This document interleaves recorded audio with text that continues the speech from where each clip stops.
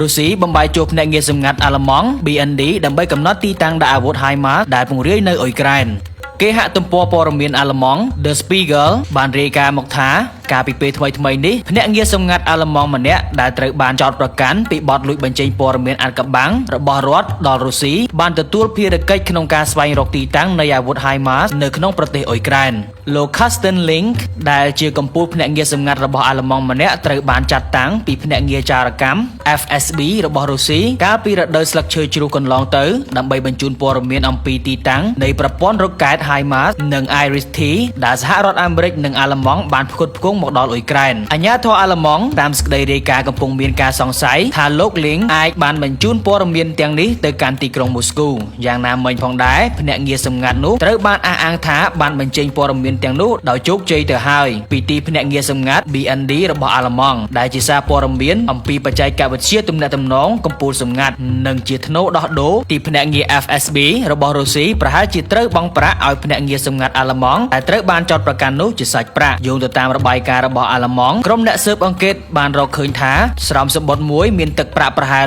100,000 នៅខាងក្នុង locker របស់ចារៈបុរសនោះភ្នាក់ងារជាន់ខ្ពស់មានវ័យ52ឆ្នាំរូបនេះដែលមានឈ្មោះថា Link ត្រូវបានចាប់ខ្លួននៅមុនថ្ងៃណូអែលដោយទីភ្នាក់ងារសម្ងាត់ BND ចាប់តាំងពីព្រះរាជអាជ្ញាបានដាក់ឈ្មោះលោកជាប្រភពនៃការបញ្ចេញព័ត៌មានកំពូលសម្ងាត់នៅទីក្រុងមូស្គូមកបច្ចុប្បន្ននេះលោកកំពុងត្រូវបានស៊ើបអង្កេតទាក់ទងលើករណីសង្ស័យថាជាអំពើក្បត់ជាតិជនសង្ស័យទី2មានឈ្មោះថា Arthur Eller ត្រូវបានឃុំខ្លួនកាលពីខែមករាកន្លងទៅនេះហើយត្រូវបានចោទប្រកាន់ពីបទចូលរួមក្នុងអំពើក្បត់ជាតិជាមួយនឹងលោក Carsten Link ផងដែរក្នុងការផ្តល់ព័ត៌មានដល់ប្រទេសរុស្ស៊ីគូបញ្ជាក់ផងដែរថាលោក Eller មិនមែនជាបុគ្គលិកនៃភ្នាក់ងារសម្ងាត់អាល្លឺម៉ង់ទេយ៉ាងណាមិញស្ថានភាពនៅក្នុងប្រទេសអ៊ុយក្រែនបានបង្កើតភាពភ័យខ្លាចទៅក្នុងប្រទេសអាល្លឺម៉ង់ផងដែរនៅលើការវាយប្រហារតាមរយៈប្រព័ន្ធអ៊ីនធឺណិតពីសំណាក់រុស្ស៊ីក៏ដូចជាការប៉ុនប៉ងបំផ្លាញហេដ្ឋារចនាសម្ព័ន្ធសំខាន់ៗបន្ទាប់ពីការលុកលុយរបស់រុស្ស៊ីមកលើអ៊ុយក្រែនកាលពីឆ្នាំមុនទីភ្នាក់ងារសម្ងាត់អាមេរិកនិងអឺរ៉ុបបានព្យាយាមស្វែងរកវិធីបំបែកអស្ថិរភាពបណ្ដាញចារកម្មរុស្ស៊ី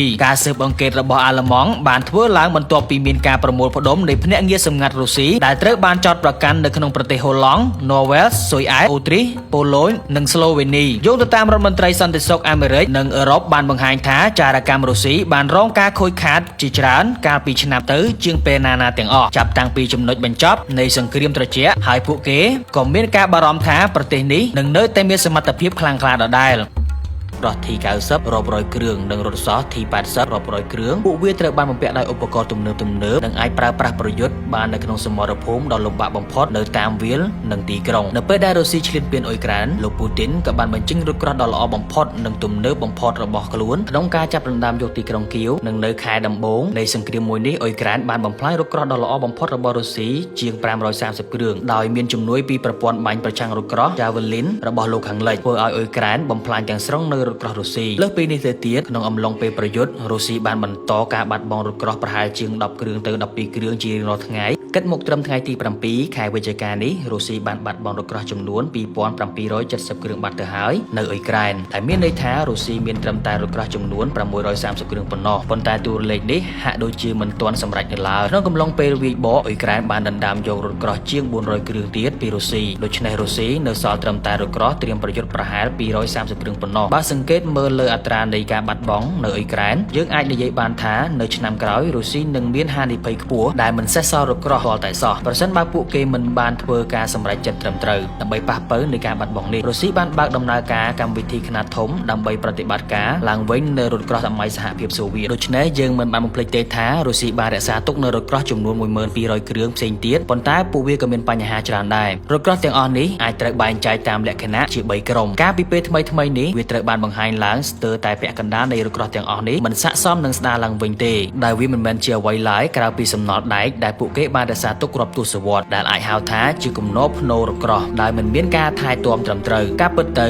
ការរក្សារថក្រោះទាមទារការថែទាំយ៉ាងប្រុងប្រយ័ត្ននិងប្រាក់ជាច្រើនគួរតែត្រូវបានបែងចែកសម្រាប់រឿងនេះម៉ាស៊ីននិងប្រអប់លេខរបស់រថក្រោះគឺត្រូវបានបំពេញឡើងដោយប្រេងដូច្នេះហើយគ្រឿងអេឡិចត្រូនិកនិងប្រព័ន្ធត្រួតពិនិត្យត្រូវបានដកចេញនិងរក្សាទុកក្នុងកន្លែងការពារពិសេសដោយដែកប្រឆាំងនឹងការច្រេះ ដែលត្រូវផ្លាស់ប្ដូរហើយណាស់រៀងរាល់5ទៅ7ឆ្នាំវាត្រូវបានប្រែថាអំពើពុករលួយរបស់រុស្ស៊ីត្រូវបានចាក់ឫសយ៉ាងខ្លាំងនៅក្នុងកងទ័ពរុស្ស៊ីដែលដំណើរទាំងនេះមិនត្រូវបានដើរតាមនោះទេគ្រឿងអេឡិចត្រូនិកពីរថក្រោះត្រូវបានលួចពីឃ្លាំងហើយម៉ាស៊ីនរថក្រោះមិនមានប្រេងនោះទេនៅក្នុងថវិកាត្រូវបែងចែកសម្រាប់គោលបំណងនេះផងដែរក៏ត្រូវបានលួចដោយមន្ត្រីយោធារថក្រោះទាំងនេះអាចមើលឃើញយ៉ាងច្បាស់នៅលើរូបភាពផ្កាយរណបដែលពួកគេតែងតែនិយាយកុហកថាកន្លែងផ្ទុករថក្រោះគឺគ្មានភ្លៀងនិងព្រឹកធ្លាក់គ្រាប់ពីលើធ្វើឲ្យច្រេះនោះទេដូច្នេះហើយវាប្រហែលជាមានភាពងាយស្រួលក្នុងការកសាងរថក្រោះថ្មីជាងការស្ដារសំណល់ដែកនេះឡើងវិញពាក់កណ្ដាលផ្នែកផ្សេងទៀតនៃរថក្រោះទាំងនេះអាចត្រូវបានបែងចែកជាពីរផ្នែកផ្សេងទៀតទី1ផ្នែកដែលអាចស្ដារឡើងវិញបានប៉ុន្តែទាមទារការជួសជុលធ្ងន់ធ្ងរនិងក្រុមផ្សេងទៀតអាចដំណើរការឡើងវិញលឿនប៉ុន្តែមានចំនួនតិចតួចណាស់សហគ្រាសរថក្រោះរុស្ស៊ី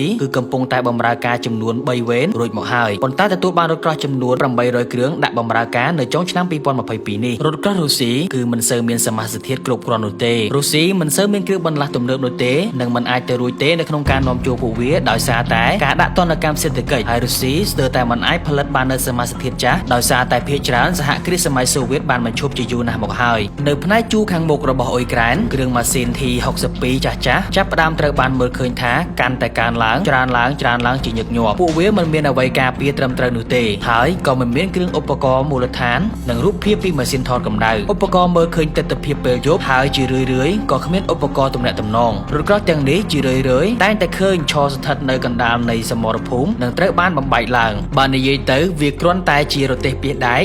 និងមិនមានអ្វីក្រៅពីនេះទៀតទេនៅក្នុងដំណាក់កាលនេះយើងអាចនិយាយបានថារុស្ស៊ីបានបាត់បង់ស្ទើរតែទាំងអស់នៅរថក្រោះទំនើបរបស់គេវាប្រហែលជាមានចំនួនខ្លះនៃរថក្រោះទាំងនេះត្រូវបានរក្សាទុកសម្រាប់ក្បួនដង្ហែនៅក្នុងទីក្រុងមូស្គូប៉ុន្តែនៅលើសមរភូមិពួកវាមិនត្រូវបានបង្ហាញខ្លួនជាយូរមកហើយរឿងដែលគួរឲ្យអស់សំណើចមួយទៀតនោះគឺរុស្ស៊ីតែងតែត្រូវបានចាត់ទុកឡើងជាប្រទេសមហាអំណាចនៃរថក្រោះដែលមានចំនួនរថក្រោះច្រើនជាងគេបញ្ញត្តិនៃសង្គ្រាមរបស់រុស្ស៊ីគឺថាពួកគេពឹងផ្អែកខ្លាំងទៅលើកងកម្លាំងជើងគោករបស់រុស្ស៊ីចំណែកឯកងកម្លាំងជើងទឹកវិញមិនត្រូវបានផ្ដល់បន្តិចយោធារុស្ស៊ីទាំងមូលអ្វីគ្រប់យ៉ាងដែលអឺរ៉ុបខាងលិចមានការភ័យខ្លាច